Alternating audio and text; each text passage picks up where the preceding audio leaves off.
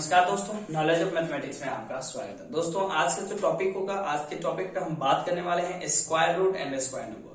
तो इसको आसान शब्दों में समझने के लिए आज जो टॉपिक हम यूज करेंगे बहुत ही आसान शब्दों में और अच्छे टिपिकल, यानी कि लॉन्ग मेथड भी सीख लेना है, शॉर्ट मेथड भी सीख लेना है। दोस्तों आइए तो हम स्टार्ट करते हैं आज का क्लास, वर्ग और वर्गमूल, वर्ग संख्या और वर्गमूल। वर्ग संख्या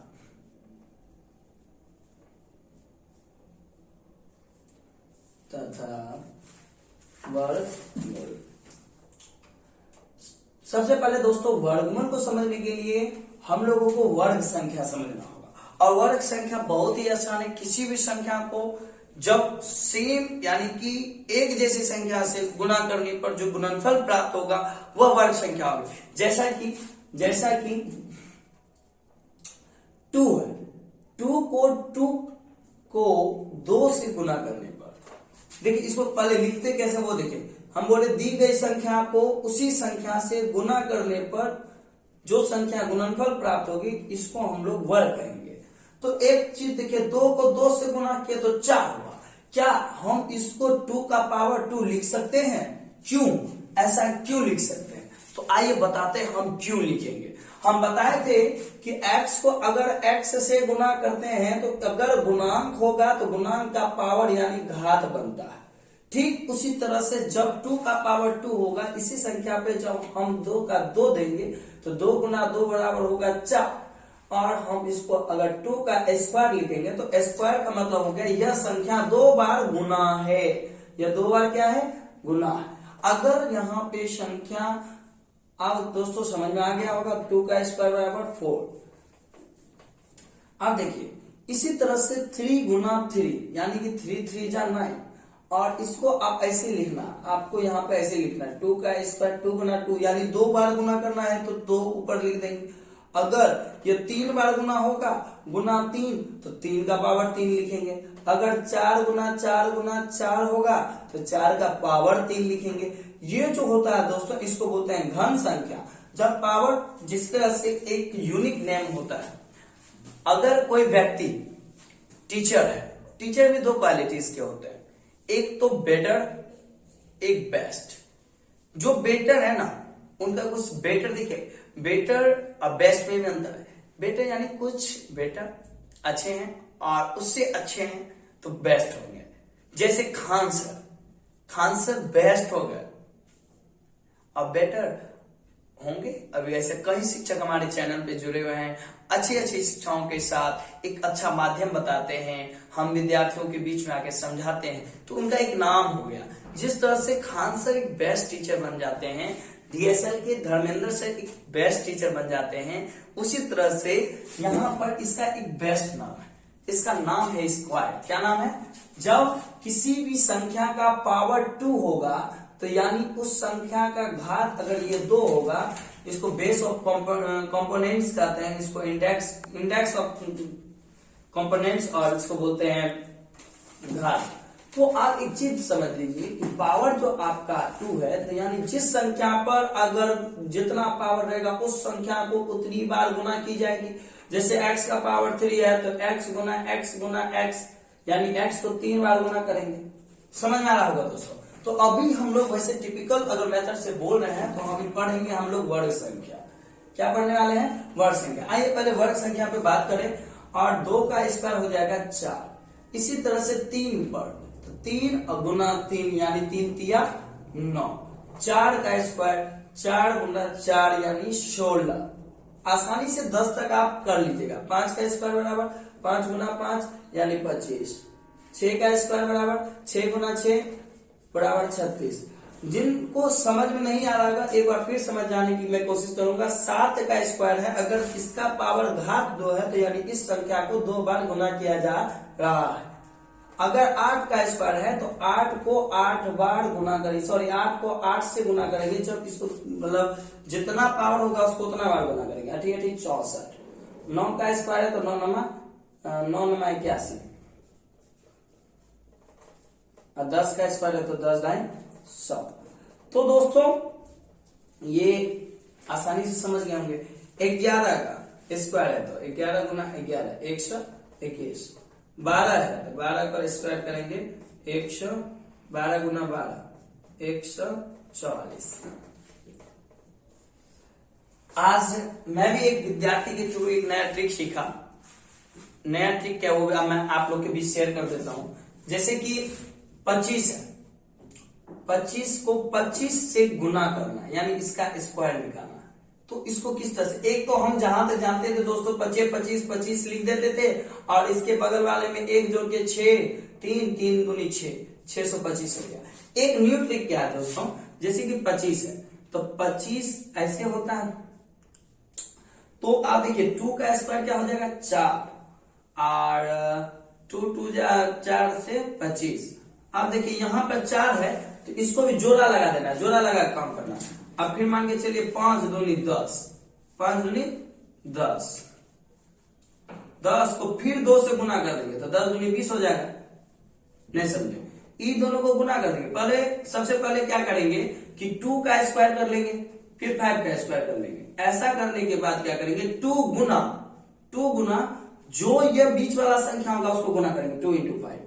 तो यहाँ 25 में 2 इंटू 5 तो यहाँ हो जाएगा 2 दूनी 4 2 दूनी 4 और 25 25। तो इसका जोड़ा नहीं लगा, जोड़ा लगाइए और देखिए 5 दूनी 10 10 दूनी 20। इसको जोड़ दीजिए 5 2 6 4 10 0 यानी 625। ये नया डिफिकल्ट। इस पे अगर किसी भी तरह के प्रश्न को बनाया जाए तो आपका यह प्रॉब्लम बहुत ही आसान होगा और आसान शब्दों में आप लोगों को बताने की कोशिश करूंगा। फिर एक बार ट्राई करते हैं 113 का, यानी कि बड़े से बड़े स्क्वायर को किस तरह से हम बदलेंगे, इस तरह से। तो आप इसमें जोड़ा लगाइए, जोड़ा इधर से लगेगा, बच गया 1, ये है ना। तो ऐसा कीजिए आप,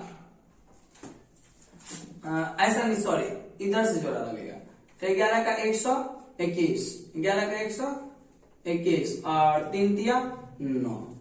अब हम बताए थे 11 तिया 33 दूनी 66, 9 6 7 2 1, इस तरह से बनेगा। तो आशा करता हूं आप लोग समझ गए होंगे। जो नहीं समझे फिर मैं इसको एक बार और बताऊंगा, बट अभी जो समझाने वाला हूं पहले उसे समझने की कोशिश कीजिए।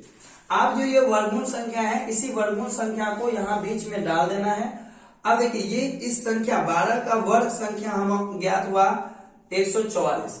144 का अब हम ये ज्ञात करेंगे कि इसका वर्ग मूल क्या होगा। तो दोस्तों पहले जानते हैं कि इसके भाग विधि से, अभी जो हम पढ़ रहे हैं यह भाग मेथड है, यानी कि डिवीजन मेथड। भाग विधि से कैसे हम लोग वर्गमूल ज्ञात करेंगे। तो देखिए 2, अब इसके पीछे से जोड़ा लगाएंगे, ये नहीं लगेगा, फिर 1 1 जा 1, ये कट गया। अब जितना यहाँ भाग लगा है, भागफल जितना उसको यहाँ जोड़ना भी है। तो इसमें तो 1 1 2, अब फिर नेक्स्ट जब जोड़ा उतरेगा तो आप देखिए यहाँ पर 2 के साथ एक किस संख्या को रखा जाए कि किस संख्या से गुना किया जाए कि वह संख्या विभाजित कर देगी। तो अब आइए ट्राई करना है। तो 1 रख के देखेंगे 1 1 1 2 1 2। आप 2 के साथ 2 को रख के देखेंगे 2 2 जा 4 2 2 जा 4, यानी 2 रखने से क्या हो रहा है, ये कट रहा है ना दोस्तों। तो 2 यहाँ रखेंगे, 2 यहाँ जोड़ेंगे क्योंकि जो संख्या से भागफल होगा उसको यहाँ जोड़ेंगे। 2 2 जा 4 और 2।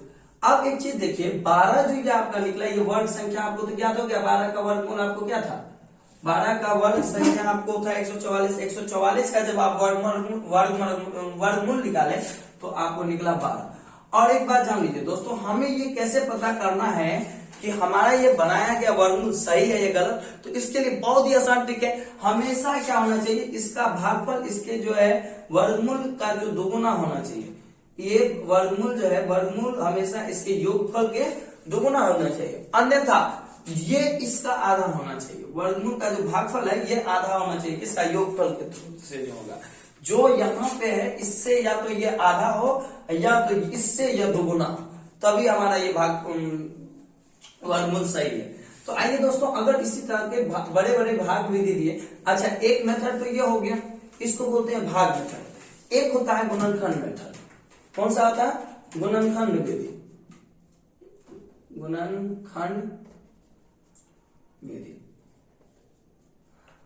मैं अधिकतर बच्चों को देखता हूँ कि वो गुणनखंड विधि का प्रयोग करते हैं, बट ऐसे कई सिचुएशन आएंगे जब बड़े बड़े आपको दे दिए जाएंगे वर्गमूल, तो उसको किस तरह से ज्ञात करेंगे। दोस्तों उसके लिए भाग विधि बहुत ही आसान तरीके से बनाया जाता है और भाग विधि बहुत आसान भी लगता है। दोस्तों आइए फिर से एक बार 144 का हम फैक्टर मेथड से जानेंगे। तो प्राइम फैक्टराइजेशन आप लोग पढ़े ही होंगे।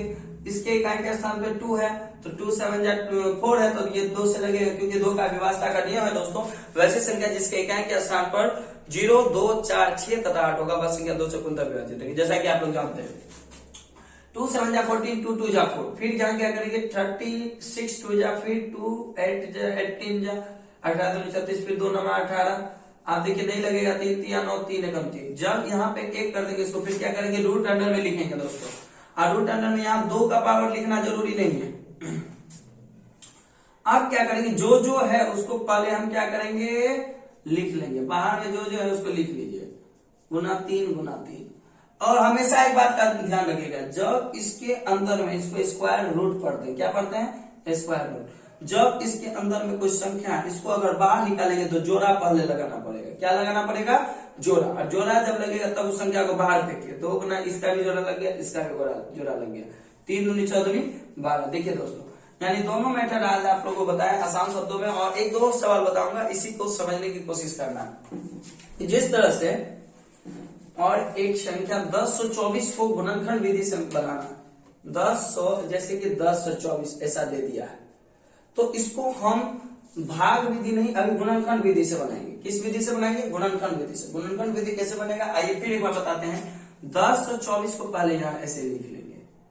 आप इसका इकाई का स्थान 4 है तो यानी 2 से लग जाएगा, 2 5 10 2 एकम 2 2 दूनी 4, फिर इकाई का स्थान 2 2 दूनी 4 2 5 10 2 4 के 12, फिर 6 है तो 2 एकम 2 2 दूनी 4 2 8 16, फिर 2 है 2 6 के 12 2 4 के 8, फिर 2 है फिर 2 से लग जाएगा 2 3 6 2 दूनी 4, फिर 2 से लग जाएगा 2 16 दूनी 32 2 8 दूनी 16 2 चौके 8 2 दूनी 4 2 एकम 2। तो 1024 का अब रूट अंडर जब निकालेंगे तो दोस्तों इसका जितना फैक्टर होगा पहले फैक्टर को करेंगे, जोड़ा जोड़ा जोड़ा जोड़ा जोड़ा यानी 5 जोड़ा। तो दोस्तों यहाँ तो आसानी से नहीं हटेगा, यहाँ देखते हैं 2 गुना 2 गुना 2 गुना 2 गुना 2 गुना 2 गुना 2 गुना 2 1 2 3 4 5 6 7 8 9 10, ये टोटल को हम अंदर रखेंगे। और एक बात जान लीजिए वर्गमूल में हमेशा जोड़ा का निकालेंगे बाहर, जब जोड़ा लगेगा रूट हटेगा, तो 5 बार जोड़ा लगा 2 गुना 2 गुना 2 गुना 2 2 दूनी 4 दूनी 8 दूनी 16 दूनी 32। ये जो संख्या निकला यही वर्गमूल है आपका, ये 32 क्या आपका वर्गमूल है। आइए फिर इसको हम भाग विधि से देखते हैं। 1024 है, 1024 का हम बताए थे पीछे से हम लोग क्या करते हैं, इसका पीछे से हम लोग भाग विधि से बनाते हैं। तो देखिए ये किससे लग जाएगा 3 3 9 4 4 16, 9 और 16 के बीच में 10 है तो यानी कभी भी बड़ा संख्या से तो लगेगा नहीं, छोटा संख्या से लगेगा। तो 3 3 9 3 3 9 10 में से 9 गया 1 और नेक्स्ट डबल दोनों एक साथ उठेगा, जब भी उठेगा वर्गमूल में जोड़ा उतरेगा। सॉरी दोस्तों कुछ प्रॉब्लम हो गया। फिर देखिए इस संख्या को जोड़े तो फिर इसको जोड़ेंगे 3 3 6 फिर 124। आप यहाँ किस संख्या को रखेंगे कि 124 हमारा भाग लग जाएगा, तो देखिए ध्यान से x 1 रखेंगे तो 1 61, 2 रखेंगे 2 दूनी 4 6 दूनी 12 यानी 2 से लग जाएगा। किससे लग जाएगा दोस्तों 2 से, तो 2 यहाँ जोड़ना भी पड़ेगा 2 2 4 6। तो देखिए दोस्तों यहाँ भी 32 आपका यहाँ भी 32 यानी भाग और गुणनखंड विधि आज आप आशा करता हूँ आप लोग समझ चुके होंगे। मैं दोस्तों फिर आपके साथ कल मिलता हूँ इन वीडियो के साथ। जय हिंद।